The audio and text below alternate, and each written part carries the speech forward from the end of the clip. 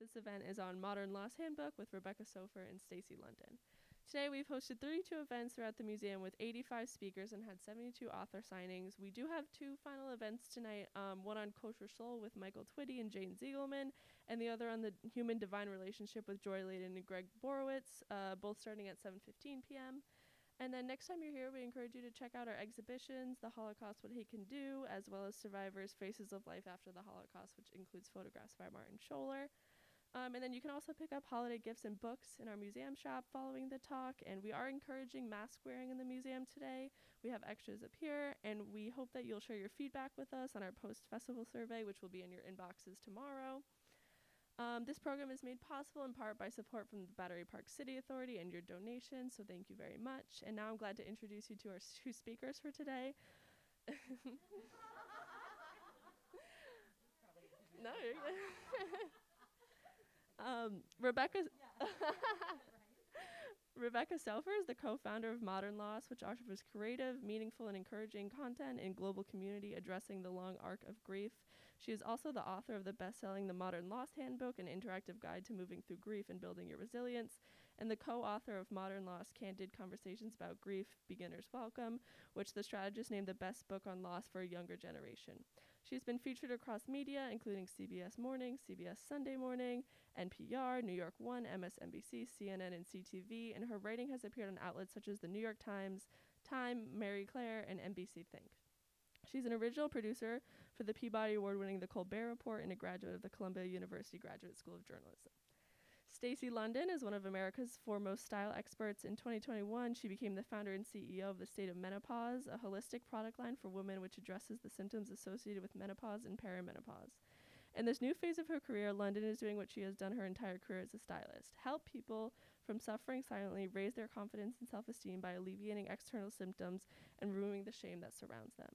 She's also widely known as the co-host of TLC's iconic show, What Not to Wear. Following that success, she hosted and executive produced 3 seasons of Love, Lust, or Run. She has written 2 books, Dress Your Best, which was published to stellar reviews, and The Truth About Style, a New York Times bestseller. In 2020, she hosted a podcast discussing mental health, Could Be Better, TBH, in collaboration with the Crisis Text Line and the JED Foundation. The Modern Loss Handbook is available for purchase in our Pickman Museum shop, and Rebecca will sign copies in the main lobby immediately following the event. So please welcome Rebecca Soffer and Stacy London.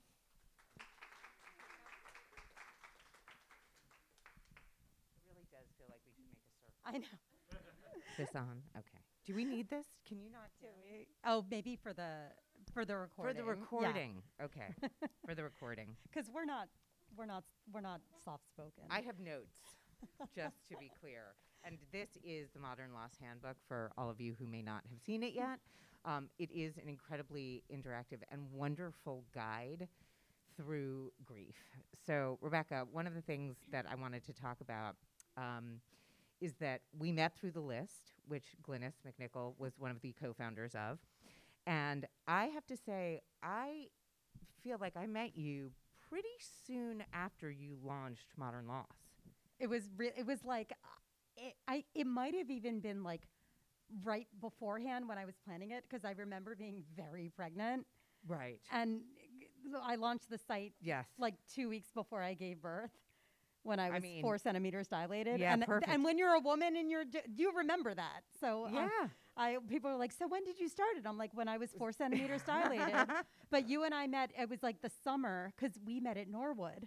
And we were... That's right. Yeah, I know. Oh my God, she remembers way more than I do. That's the only thing I remember about before the pandemic, is that you and I met at Norwood. That we met at Norwood, and that we met at Norwood, Yeah. and then, I don't know, it was very shortly after that a good friend at the time had lost both parents and was really struggling with grief and was really struggling to find a platform or a group where there wasn't a serious religious affiliation, where it didn't feel like it was just older people who were experiencing it, that there was something that was missing. And this was this kind of space that you came to fill, and you were so helpful in talking about grief and talking about grief counselors. I didn't know how helpful it was going to be until I lost my dad.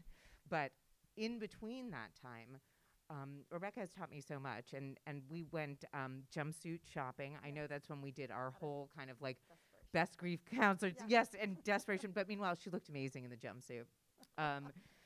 And, I really started to think about preparing for this and what we were going to talk about, how important and essential it is, I think, to become comfortable with this conversation. And it doesn't mean you ever have to be comfortable with grief. Grief is not necessarily a comfortable feeling. But I think, like a lot of things that we experience in life, accepting that things are going to be challenging is sort of where to start. And this book has been so incredible in really kind of intuiting what people need to ask themselves and how to be self-aware enough to understand how your grief might be impacting you. So tell me a little bit about, aside from being 4 centimeters when you launched, the history. What is the origin story of Modern Loss? Yeah, I feel like almost like I want to put that in the bio, but I won't because, it is too much information for people. But I don't know. I think it's great. I want to say, like, first of all, like, Stacy, obviously, like, she's been a good friend for a while, and I would say that she's an example of somebody who, like, you just create this emotional shorthand with people when you realize you're talking to someone who's, like, standing against the same backdrop as you, which is, like, really hard things that you're willing to talk about. And you get really close really quickly if you're willing to. And Stacy's just an example of one of the people who I was lucky enough to form a type of connection with within those circumstances. And I think that's emblematic of what the Modern Loss community is, which is people who are really willing to be vulnerable and raw and real with each other and just cut out the bullshit phase, because we don't have time for this anymore in life. Look at what's going on in the world and just get there. I mean, certainly since you created Modern Loss, I mean, we now we've been through a global pandemic. I mean, we are all carrying a collective sense of grief. So much. I mean, so the origin of Modern Loss is that it's absolutely something that I would have never willingly chosen to do. I was working for the Colbert Report. I wanted to work in political satire. I wanted to get paid minimal amounts of money to make fun of politicians. And, just kind of like figure out, or maybe eventually segue to like CBS Sunday mornings and produce thoughtful pieces about pie along Route 66. And like that felt important to me. But instead, when I was at Colbert, my mother was killed in a car accident. And she was my person. She was my absolute person. And I have many people, but she was the one. And I'm an only child between my mom and my dad. And that was really, for me, at age 30, the moment of the before and the after in my life. And in life, there are many befores and many afters. But for me, that was the big one. And it was the moment that I realized how incredibly isolating it is to live with this thing called grief in our culture. How people seem kind of allergic to it, or they feel like they're going to catch it somehow if they engage with it too intimately. And they draw this line in the sand that's like, when someone says like, how are you? And it's clear that they really don't want you to answer that question. They're just kind of like, that seems hard. Like, here's where I'm going to be, and you just deal with that over there, right? And that was really hard for me because I was 30 and working in the world and needed to go to work every day and needed to date and needed to pay my rent and needed to figure out how to get a dog. Like, I was in this build phase of my life. So I had to keep going. I had no choice. But all of a sudden, I was also navigating a profound loss phase, and I didn't understand how to reconcile those two and like do them together. And it kept like occurring to me that it was really obnoxious of grief to not respect business hours. Of course. It was so rude. And I just really struggled mostly. I mean, obviously, primarily because my witness, my person, was no longer here to hit all those milestones with me that I assumed she would be hitting to support me and cheer me on and share in with me. But secondarily, because I felt so alone in what I was going through, and I felt like I was expending more energy in pretending that I wasn't alone and that I was okay than spending that energy on figuring out how the hell to help myself through it. Because of the stigma. Exactly. And so Modern Loss really came out of the sense of exasperation, that I feeling like there was this white space that existed in the conversation about grief and loss that was really just anchored in storytelling, in community. Like, I'm a journalist, I'm a storyteller. I'm not a social worker. I'm not a rabbi, like I'm just like a chatty Jew who writes, and I just felt like there must be who better to take this on? Who better, than a the chatty Jews, Jew. than a chatty Jew. Exactly. And so that is what Modern Loss came out of, which was really just trying to fill this white space that existed to pull loss out of the shadows, pull them out of the therapist offices, pull them out of like the chapels, and just make it something that you could talk about at a comedy show with your colleagues at 2:00 if you needed to, and not feel like you were bringing down the entire room. Yeah. And I also wanted to create community around that. And I also just wanted to kind of feel like if you were doing it through really good storytelling, then you would appeal to people who weren't living with loss, but who just like good storytelling, like the people who read Humans of New York. Yeah. These are good stories, but they're about everything under the sun. I felt like if I could show the various shades of loss and how it's sex and finance and decision-making and whether we have kids and where we live, how it really is like a 360 experience, then maybe I could appeal to other people and somehow create more empathy and understanding and help them to help other people and, just kind of change the stigma. So that's how Modern Loss started, which was basically me being really fed up with all of it. Yeah, and I mean, this was 2013, right? Yeah. So I'm thinking now about podcasts like We Can Do Hard Things, like Glennon Doyle coming out with Untamed.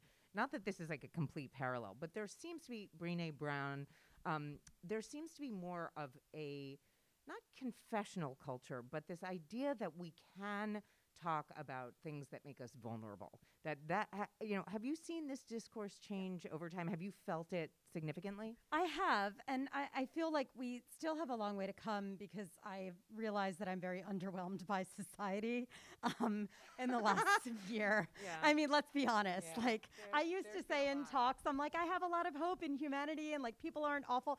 Actually, some people are awful. Like I've now seen this happen. I read the news, but I do feel like we have come a long way. I used to say that when my mom died, and then like, by the by, like, spoiler alert, my dad died 4 years after my mom died. So I really, I had a whole grief phase that just wouldn't end in its newness and all the surprises it was giving me. And I was 34 by that time. And so in that moment, I always told my really good friends, like, I wish I just had like a microchip that I could put into your brain for 2 seconds. That's all. Because I don't want you to hurt like I am, or wonder what tomorrow is going to look like I am, or feel so uncertain and scared and vulnerable like I am. But I want you to feel it for a second. Because I feel like if you felt this, then you would understand what grief feels like. And you don't have to figure out how to fix it or do anything to make it better. Yeah. You just need to know what it feels like so you can just sit in it with me. And here we are, it's 2022, almost 2023, and we all know what grief feels like. Because like you just said, like, we're in year 3. Look at what we're freaking wearing. Yeah. It's the end of 2022. We've had so much loss to so many things, loss of identity or in-person coping mechanisms, just the ability to touch each other easily, celebrate with each other, mourn with each other. There's been so much loss in the last few years. And like, we all have the microchip now, so I feel like there's just been this more openness about being vulnerable and sharing our hard things. I don't know if it's out like because a flip switched and we're like, what we should do? We should try this. I think it's out of necessity because it's spilling out of us. Things have been so complex and the loss is so real and nuanced that if we don't share in ways that are vulnerable and raw and like confessional to the extent that we feel comfortable. I'm not saying like spill your guts to everyone. How are you going to survive? You can't keep all of that in there. And also, that is what pulls us together. Grief is literally the great leveler. It is the only thing we have in common as human beings, the feeling of loss and love. Like, if we don't pull each other in over that, I don't know what we're going to pull each other in over. Sure, and I think you make a great point here about the fact that this is kind of, we all have the grief chip now.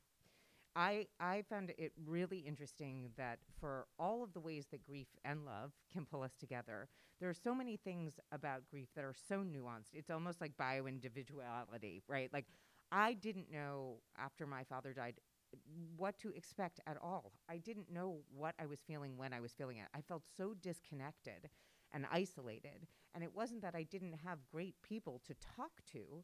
It's just I didn't know how to explain my personal experience. My sisters and I both, all of us, the three of us, all had a very different relationship with my father. So even our conversations didn't feel gratifying in a way that I didn't get that release of grief that I wanted to be able to share with people. And it is very interesting that since COVID, it is like this shared language. It's not about everybody's parents eventually will pass away. There is something about that is universal. And yet to me, that was more difficult than being able to talk about something that was true for all of us at the same time. It's almost like, I wonder if you found this, that talking about grief or empathizing is a little bit like a 12-step program, in the sense that you need a shared language in order to really convey shared experience. And I certainly found that through using your workbook. There is a way in which you can speak and talk to yourself or others that feels much more like a straight line into that understanding of grief than I had without it. And was that sort of the goal? Yeah, I mean, the goal with Modern Loss was really to, I think like it was like a threefold goal. The first was to give everybody a chance to feel like they could share their own narrative. Because I'm a storyteller. We're all storytellers. What does that mean anymore? I'm a storyteller, but like I want people to share their stories, because when you're a journalist, you go to journalism school, it's because you're inherently interested in talking to people and learning about them, and understanding the world that way and piecing things together. And so I feel like it was only when I felt like I was being more honest and open with people that I met who I feel comfortable with about my loss. And you were saying even with your own like nuclear family, yes, so comfortable. And that is because that's very complicated. People assume like, oh, the only people who will get it are my people. That's actually not the case. And I think it's very shocking and hard for people when they're in the moment and they realize, I get it. We all have different relationships with this person. We all have a different dynamic with the person who died. We all have our own resentments and memories, and like, Dad, that was the favorite, or she owed him money, or who knows what happened, and it's not always awful, but it's different. And so I feel like when you feel like you can create a community of people who aren't necessarily your nuclear family, and you feel like you have this ongoing invitation to share your story in a way that feels real to you, like, that's what Modern Loss is. It's first and foremost, it's a publication online. We publish very narrowly focused essays, personal essays around one aspect of the loss experience, not just the first year, forever, you've written for it. And so when people feel like they've said what they need to say, it is amazing what happens to them.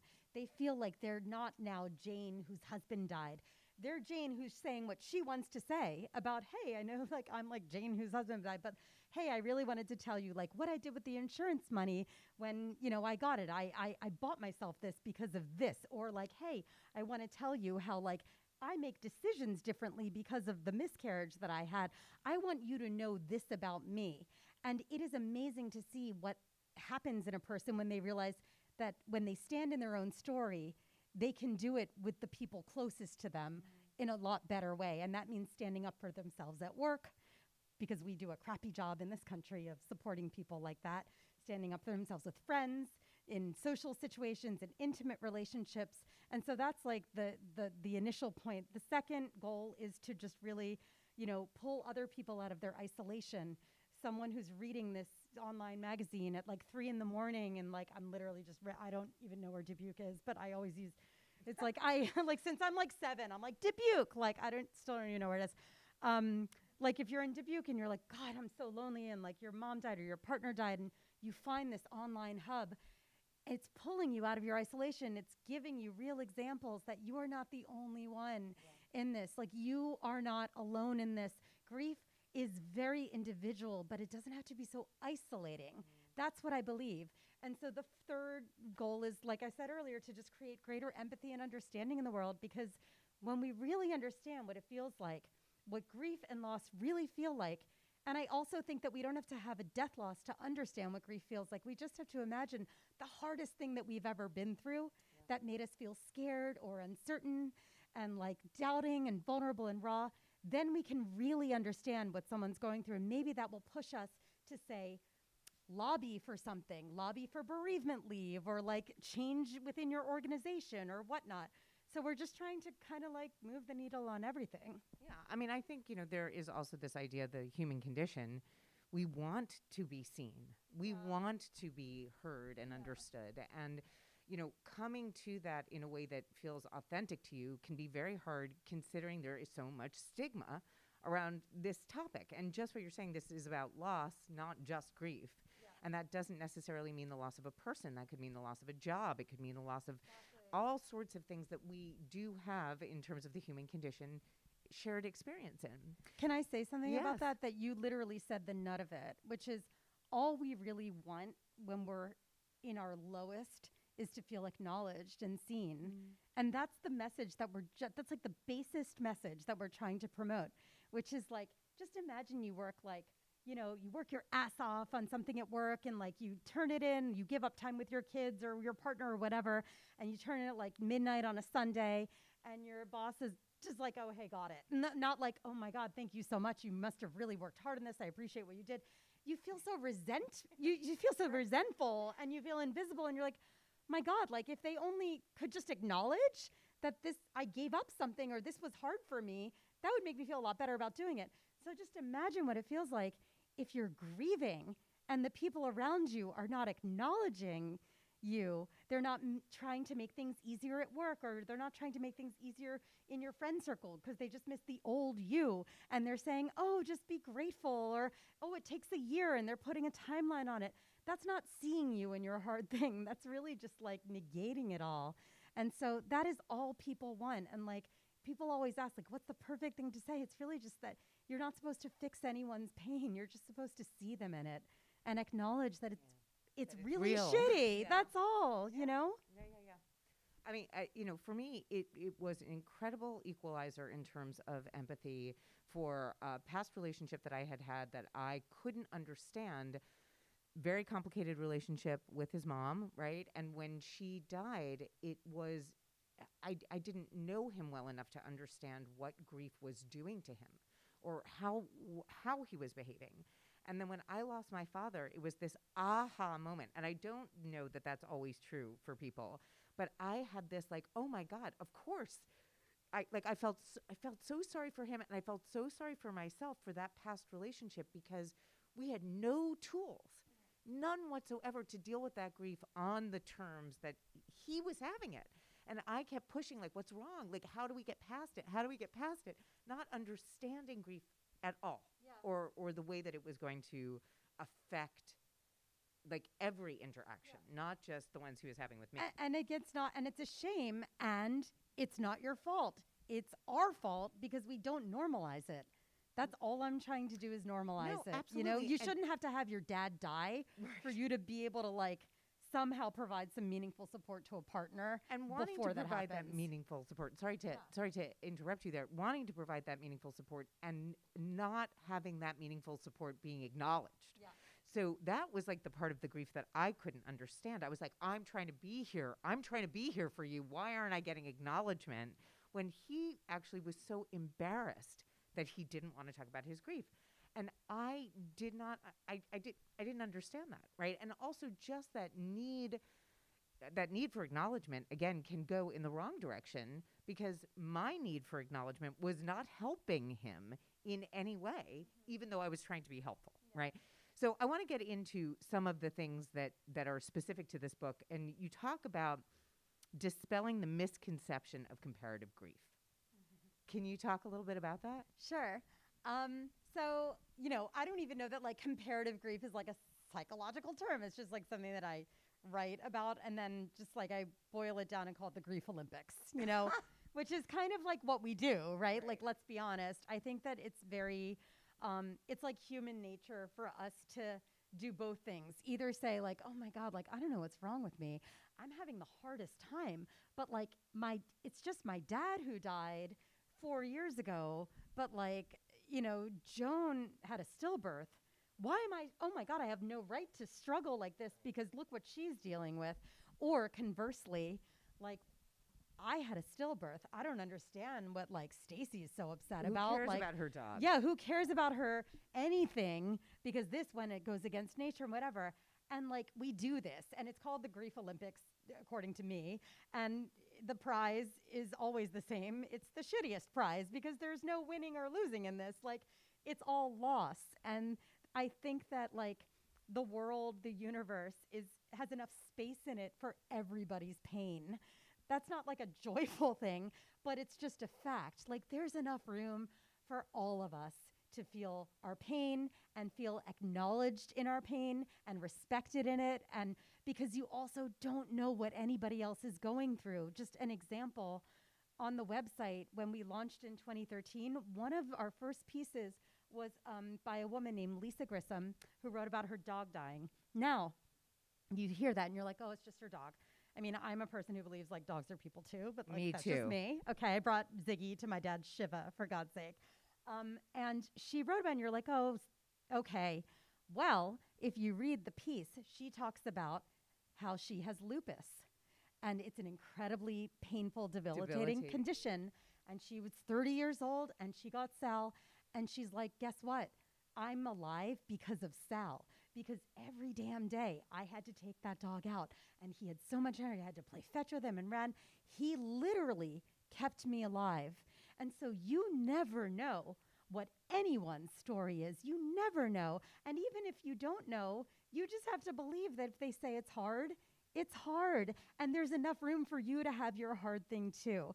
So like, I think the Grief Olympics, we all do it, like even secretively, but we should just stop because there's no winning, I mean, is that this is just an example. Like, I want to talk about the metaphor about moving through hard things, and because the crabs was fascinating to me. But I'm just wondering if that was part of the impetus for the book, because this is interactive. This is not just like you're reading to learn something.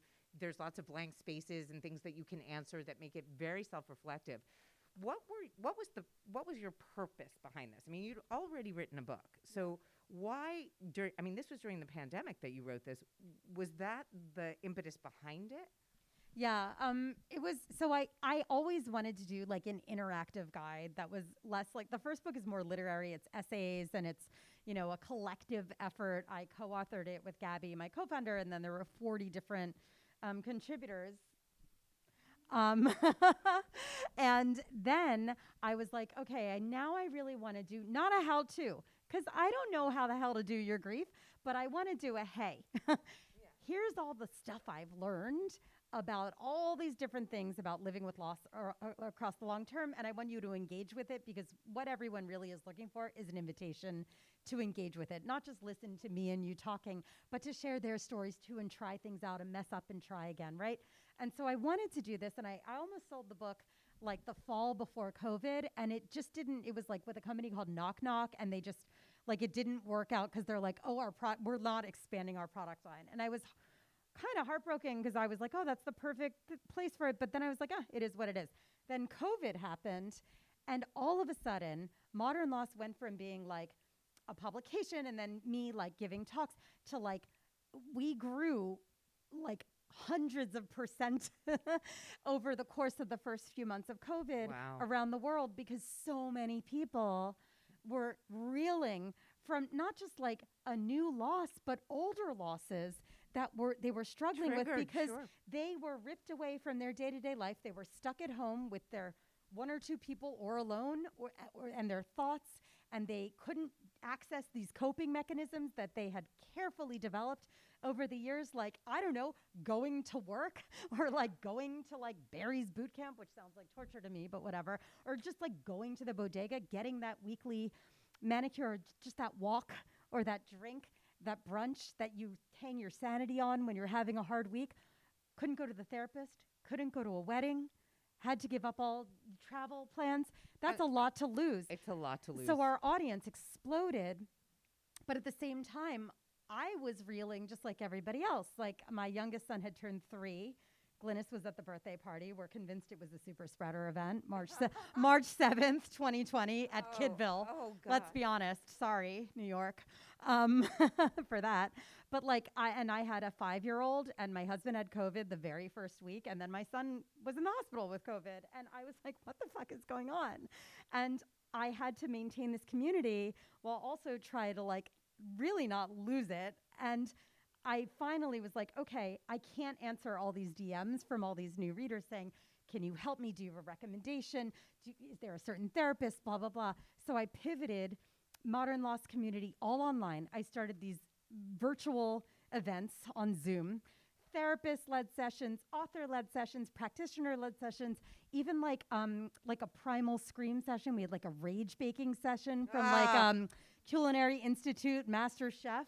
And it was amazing because people had a way to connect with each other, and it was just incredible. And so I realized that my ability to help people was not in responding to the DMs while I was trying to like keep my own oxygen mask on. It was finally writing this and giving everything I learned to them between 2 book covers, and then they could use it whenever they wanted, because I couldn't do it otherwise.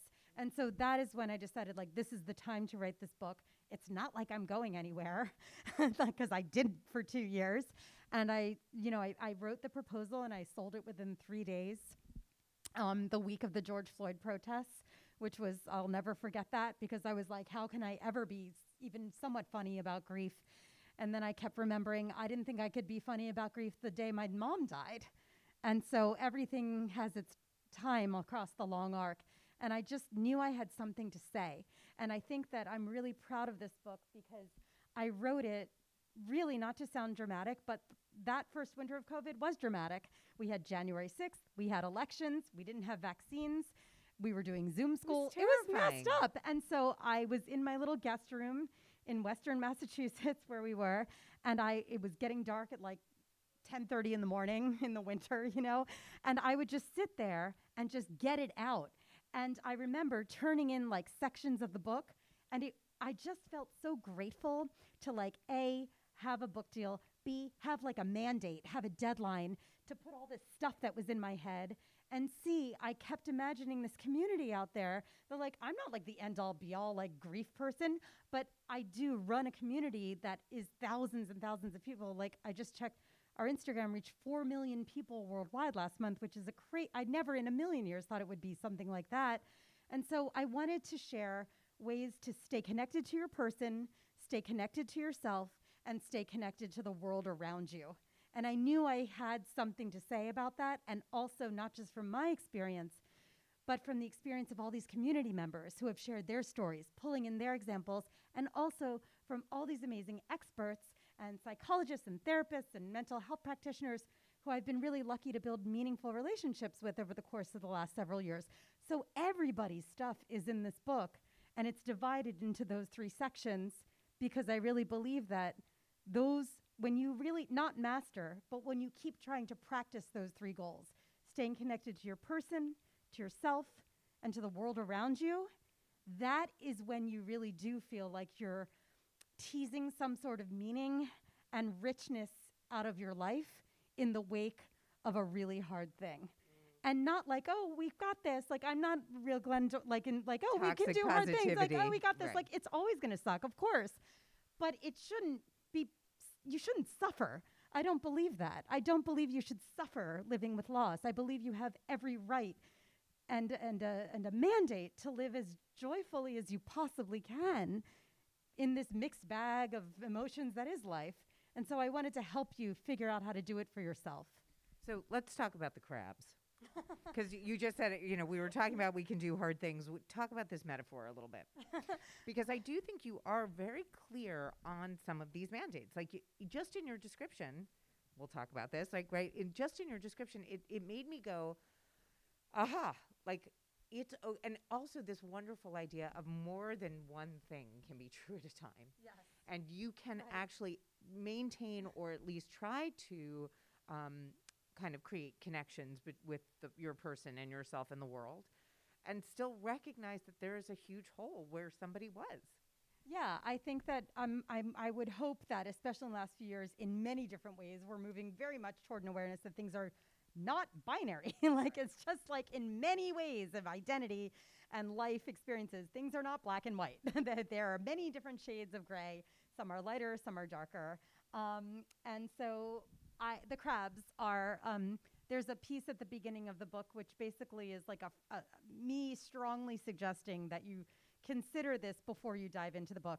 And it's basically like what I wish that people would, like a mindset that I wish we would kind of embrace when it comes to how we regard hard things in life. And not just loss from death loss, but my take is like, if you can figure out how to treat yourself well and give yourself what you need after death loss, you're going to be able to do the same, like when you're getting a divorce, God forbid, or a relationship ends or a friendship ends or you lose a job. These are all hard things. And you're going to have these coping mechanisms because it's all loss when you really come down to it.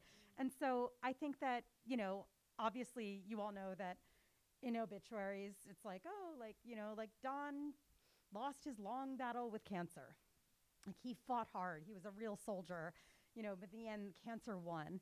And like that really annoys the crap out of me. And by the way, if you're Don and you're pre-writing your own obituary and that's what you want to say, that's great. Like I actually don't care what anyone wants to say about themselves and their experiences. I care about like a societal view of like, you know, hard things aren't like battles, right? Like they really aren't. And there's no like winning or losing. Things are not binary. If you die from cancer, you didn't lose your battle. Like you just had really crappy luck, chances are, you know? It doesn't make you like stronger or like, or less or weaker. Right. And words have meaning. Words do have meaning. And they, in this case, I think what you're talking about is really implicit, right? By saying he lost his battle. Yeah, like he didn't try hard enough. He didn't try hard enough. Yeah, he didn't want it. Exactly. He didn't hold on, right? Right. And it's so weird, it's a weird way to talk about it. Is weird. death. I find it very weird. And I think that we do the same thing when like someone's like grieving. It's like, you're so strong. You've got this, like, I don't know how you do it. Right. Like I'd die if I were you. And yeah, people actually say this stuff. They really do. You think I'm making it up. People say it. And so my suggestion in the book is to just mind shift a little bit. And instead of like the, you know, desert storm mentality, look at it as though, like, look at hard things, moving through grief as though you were a crab, which is super random. And like, I was probably drunk when it occurred to me. Oh my God, but then I was like, I love that and part. I woke up and I was like, wait, I love it. No, but I just like, I definitely don't know where it came from. It was like a late at night thing. And I'm like, wait, I like this. The whole thing about the horseshoe crab. It was very weird. It was like, very funny. You know, like crabs are like, when they're, bottom line, they're incredibly resilient. They're super weird. Like anyone who's at a hermit crab, it's like the weirdest looking thing ever. Horseshoe crab. And a horseshoe crab is It's crazy. But they've outlasted dinosaurs. They've been around since before humans. They've outlasted ice ages. You know, and then if you look at like the crab on the sand crabs, they can move forwards, they can move backwards, they can move diagonally, they can lose a limb, and they can grow it back. And they look always super weird. They don't look elegant while they're doing their shit. And their only job in the ocean is to hang on to the bottom as the tide shifts around them. Hang on and find their footing. That's it. They're just trying to find their footing. And they look super wonky. And that's okay. They're just getting their shit done. And they're going 2 steps forward and 10 steps back. And to me, I'm like, wait a minute. I'm a crab. Like, I look super weird when I'm having a rough time. But I'm just trying to keep my footing and I'm trying to figure out what works for me. And if this thing isn't working, I'm going to like move that way and see if that thing works. And like, I'm just trying to hold on to the ground. That's all. Well, I mean, I think also what you're talking about and what this book and its interactivity allows for is how do you build resilience, right? You know, nobody just is resilient. I mean, we are to some extent, but I think that this is something, it's like a muscle that we can grow and train and exercise better. Yeah. And there is something about the analogy just in and of itself that these guys are kind of wonky and yet still totally resilient. You don't have to be perfect in your resilience or in managing grief or loss. But that it, you know, I thought it was a wonderful analogy. I thought it was just so funny too. Thank you. probably were drunk when you thought of I'm it. But quite positive that I was. But I love it. And you talk about something else in the book. You use a Jonathan Larson quote from Rent that I really loved. That is, the opposite of war is not peace, it's creation. And there was something, I mean, I just like, was like, oh. I know. Can you talk a little bit about like the DIYs that have proved helpful to you? Because you really talk about creation in this kind of incredible way in the backdrop of loss. I think that, first of all, yes, like I love musicals and I love theater. So there's a lot of I glean a lot of inspiration from theater and from the dramatic world. And I feel like, we talk about again, doing hard things is oh, okay, he's having a hard time. He must need therapy, or he must need this. And again, what I want people to realize is that there is no vaccine for grief.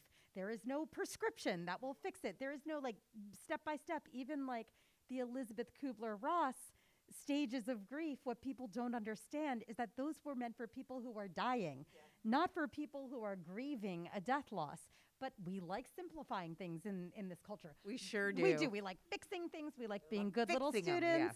It's okay, I'm going to do steps 1 through 5. Okay, I've accepted now. I'm okay. And it's you're going to be painfully surprised when you realize that there are also a billion other stages and they're in no particular order, Which also you do an incredible job of describing in the book. I don't want to give too much away, but the graphic for it is just amazing. That might have been a gummy, actually. Oh my God, that was so good. That was so good. It's legal in the Berkshires.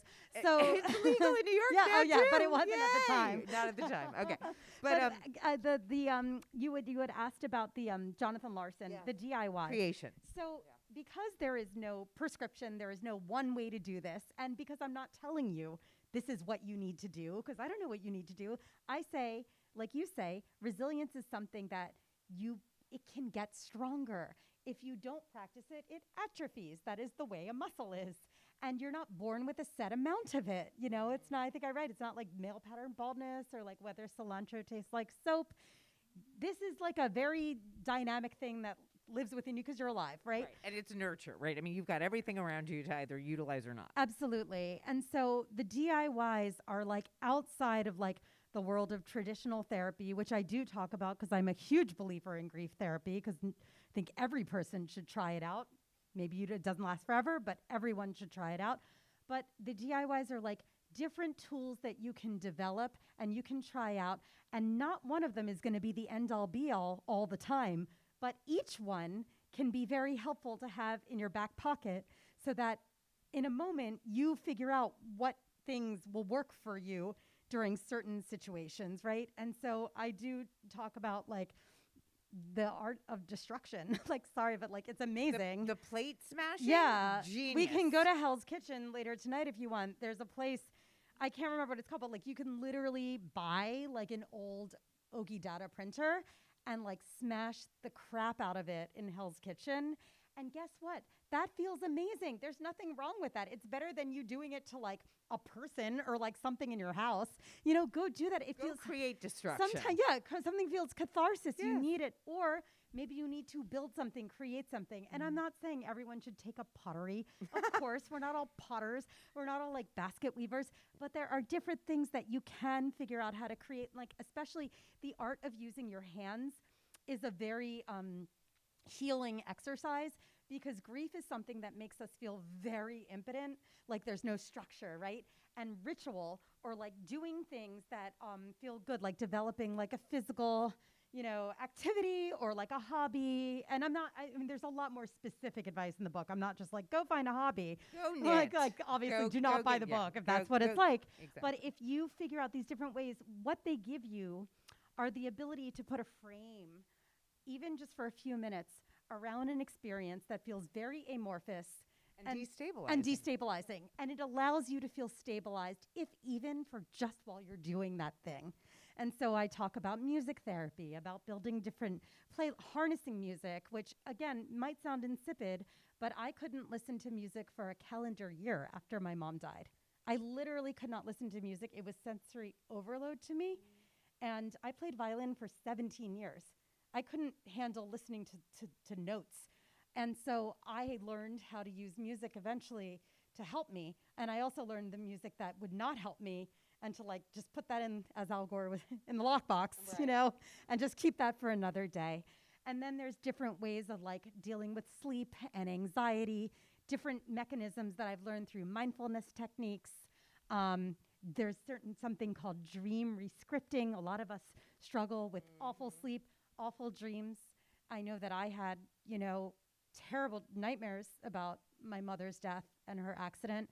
And I had to work on those, you know, with a therapist because they were really destructive.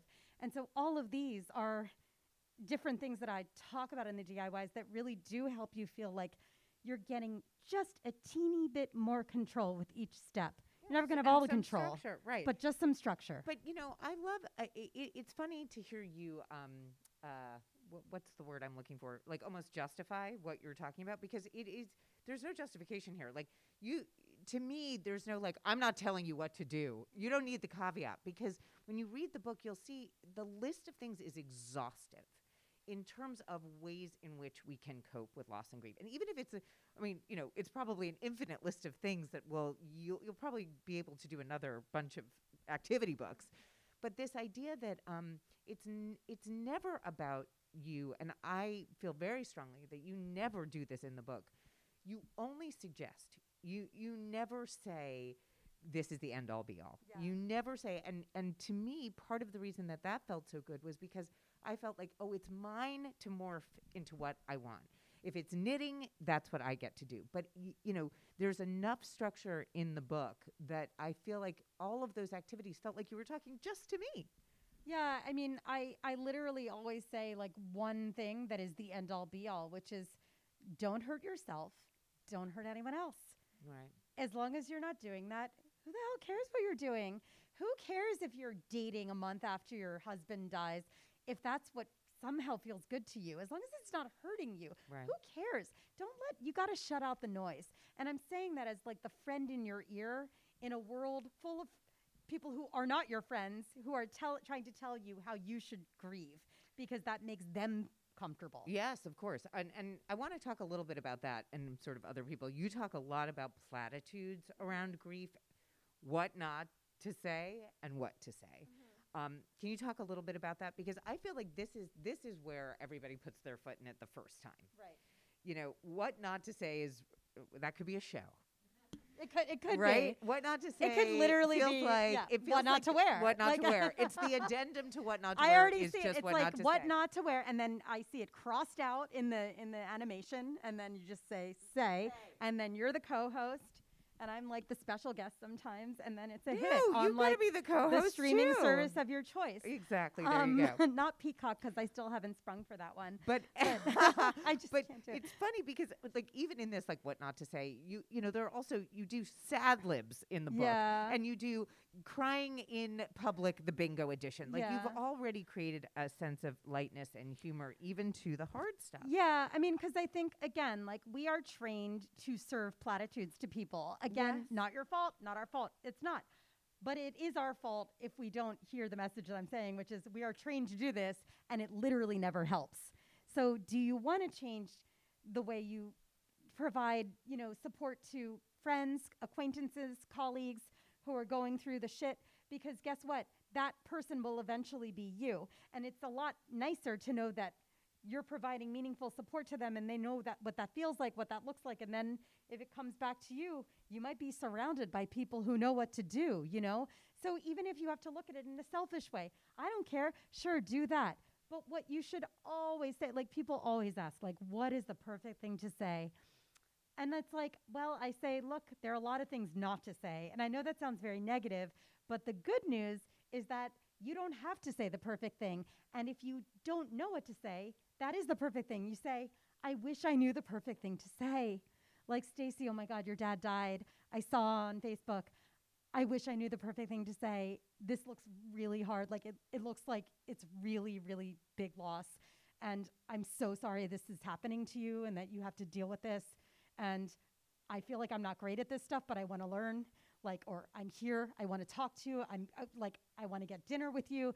And not just say that, but then follow up and follow through in however ways feel comfortable and natural to you. So that's the good news. There is no like perfect thing you have to say. But what you should never say is nothing. That's the worst, in my opinion. Yeah. That's like if you would like to make someone feel completely unacknowledged, then just pretend that nothing bad happened to them. And let me tell you, that's terrible, and that people do that. They do. But I got to tell you one of the best things, and Yeah. I meant to tell this story at the beginning, that when my dad died, I don't think I saw you right away. And when I saw Rebecca after that, the first thing she said to me was, "We don't have to talk about it. I know you had a big loss. Like, I know I'm the modern loss lady. Well, we don't have to talk about it." And I started laughing because I was like, "Oh, phew. I don't have to talk about it. Thank you for giving me at least that kind of permission." Because I constantly felt like I had to explain myself. Exactly. Like, how are you? Like, Yes. how are you, Stacy? I And it's don't like, know. you don't know. And like, so yes, like the platitudes are, I would say they're in different families. The first is silence, which is like honestly the worst. Don't do it. People do it a lot, right? You feel like you're going to remind someone of their grief if you bring something up. You don't want to say something. You don't want to remind them that like their mom died. Guess what?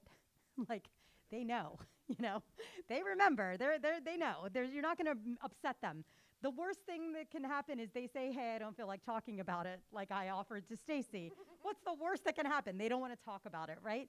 But please say if I something. wanted to, right? Right. I would have been like, "Okay, no, I do want to talk to you Yeah, about of course. But like, and so there's another family, which are like the at least, like at least you were really close, or at least you weren't really close. So this probably doesn't hurt as much. At least you have another healthy child. At least you were married for a long time. At least you didn't have children. There are so many. It's like, okay, but this person still died. So when you're at leasting me, you're not seeing like the primary thing that I'm dealing with, or the like, what you should do's, which is like, no one fucking knows what you should do. No one knows. Like only you know. Don't say, what you should do. You should see my like, my therapist, my energy practitioner, exactly, my craniopsychotherapist, which is like, yes, like sure, offer things. Say, this did help me. I'm gonna send you the name whenever you're ready. Just like look into it. It may not help you, but like it's another thing to look into. Phrase it like that, but don't say, what you should do, because honestly, you really do make someone feel like they're doing grief wrong if they don't do it. Because just remember that grieving is a very vulnerable state for someone. Even for a grown adult, a grown-ass woman, they can feel like a teeny tiny exposed, nerve when they're grieving. And so when you try and tell someone like there are rules, there are ways to do this, you're basically suggesting that if they don't, they're going to be hurting themselves and not doing it the right way. Or there are things like, the religious, I know it's a Jewish book festival, but like they're in a better place. God had a plan. It's like even I have learned this from people of faith in the modern loss community. I am a Jewish woman. I am not a religious woman. But the people of faith always say, actually, when I was in my deep grief, like I didn't believe in anything. And so you can never assume that anyone, even a person of deep faith, is hanging on to faith during a really hard moment. They might be questioning everything.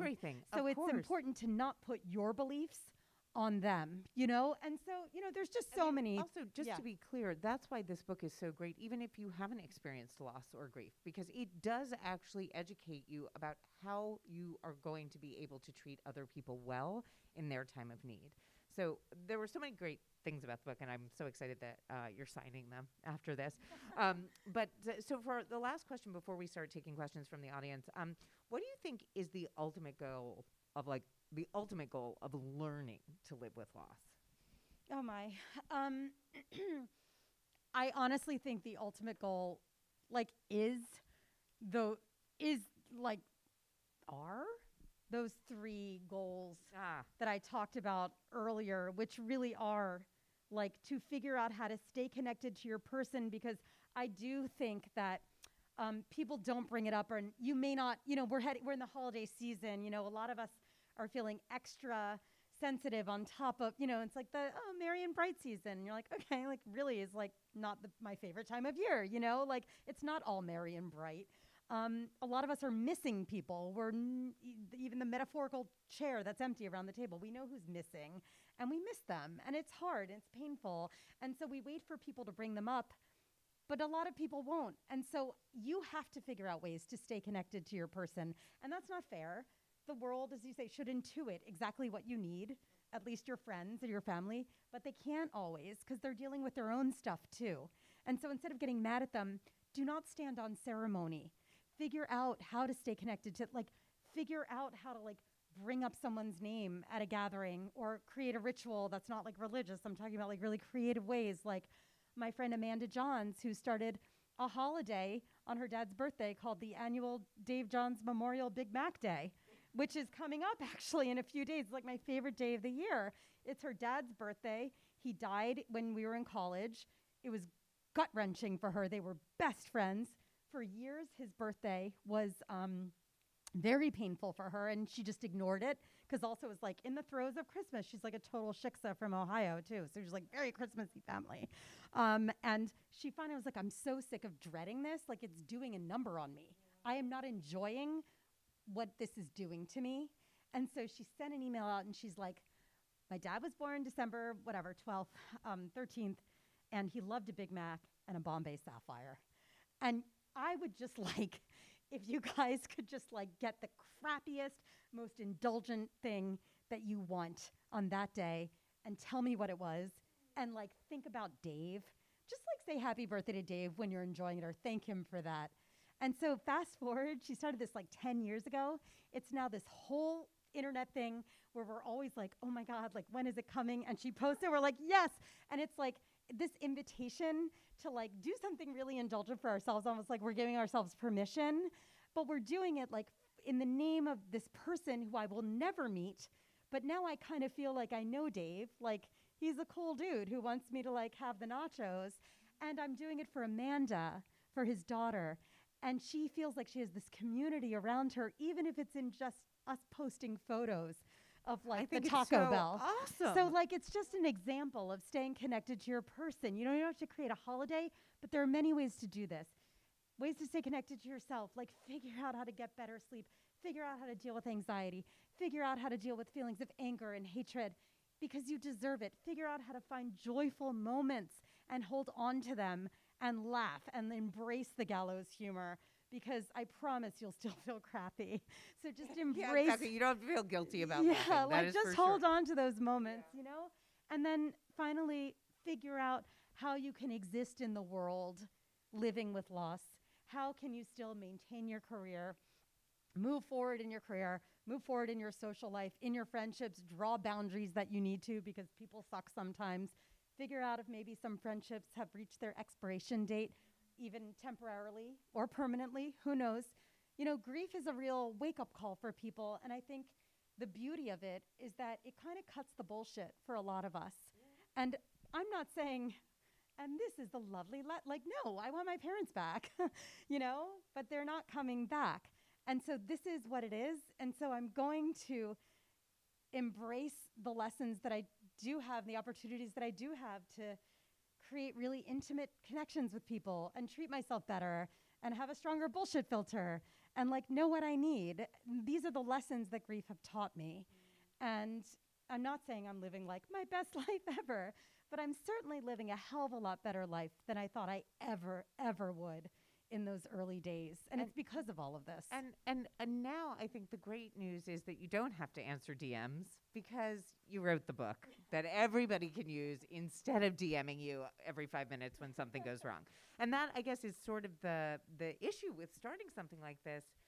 Regardless of COVID, this was a question of time. I really think the platform that you've grown, the community that you've grown was always just a question of time because this is something we will all need and all face. Yeah. And you've really done it in such a personal way. I can't say enough good things about the book, guys. So do you have any questions for Rebecca? Given that I know 87% of you in this room. Okay, cool. Rebecca is going to be signing books in the lobby. In the lobby. Yes. If you haven't bought one, you can. and you will. No, or like they do, I will say that like this really is a time of year when people, like I just want to end by saying like, something that really stayed with me and I put it in the book was when I interviewed you for the newsletter and you said like, when your dad died, you had a friend who this is like the perfect example of like, what should I say? She wrote you a note. She's like, I don't know what the hell to say to you. I just know that these will feel good. And she left you like a Snuggie. Yeah. She got me slippers or like fuzzy socks and a chocolate bar. Yeah. And I have never been more grateful for anything. She didn't buzz me. She just said, I left this in front of your door. She didn't do anything. Yeah. And it was remarkable to me. It was such an incredible act of kindness. And for me, that was something I never would have thought to do. It's not something now, anytime somebody dies and a friend is in need, that's what I give them.